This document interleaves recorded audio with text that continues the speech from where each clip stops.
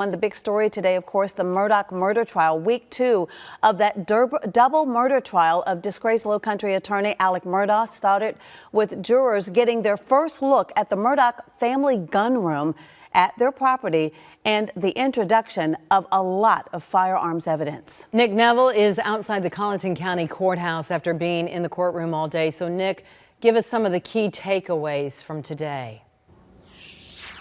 Yes, a lot to sift through, Judy and Dondi. So the day began with the defense sharply criticizing SLED over the agency's handling and processing of the crime scene, and later defense attorney Dick Harpootlian offering up the possibility of 2 shooters. In cross-examination of SLED agent Melinda Worley this morning, the defense hoping to poke holes in the investigation of the murders and processing of the Moselle property, questioning footprint evidence and an impression left on Maggie's calf. As you look at it now, you agree that a better photograph taken under the procedures of SLED and the FBI and everybody else could have given you a better ability to match it to a piece of footwear, correct? I don't know that a better photograph would have given me better results. I think I saw enough of it to know I wasn't going to be able to attribute it to a type of footwear. Pointing out bullet trajectories, defense attorney Dick Harpootlian offering up an alternate theory of the case, that Maggie and Paul were killed by 2 different shooters. One explanation of this data would be 2 shooters. One explanation, not the, but one. Not the only one.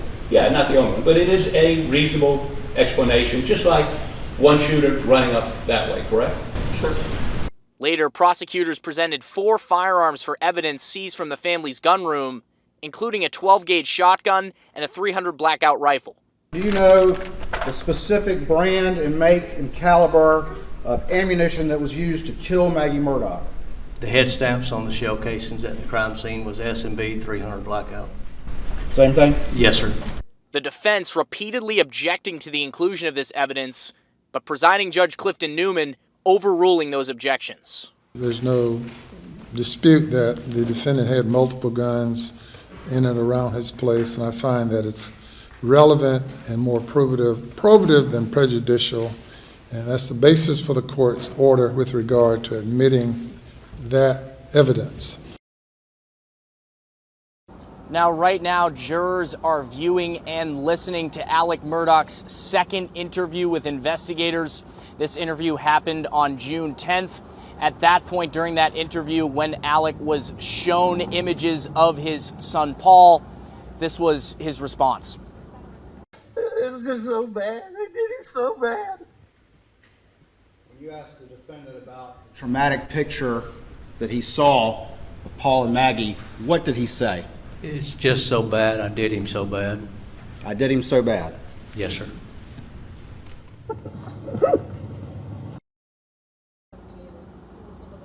Now, we will share more from that interview on your news at 6 and, of course, later on this evening. But for now, reporting in Walterboro, Nick Neville, WIS News 10.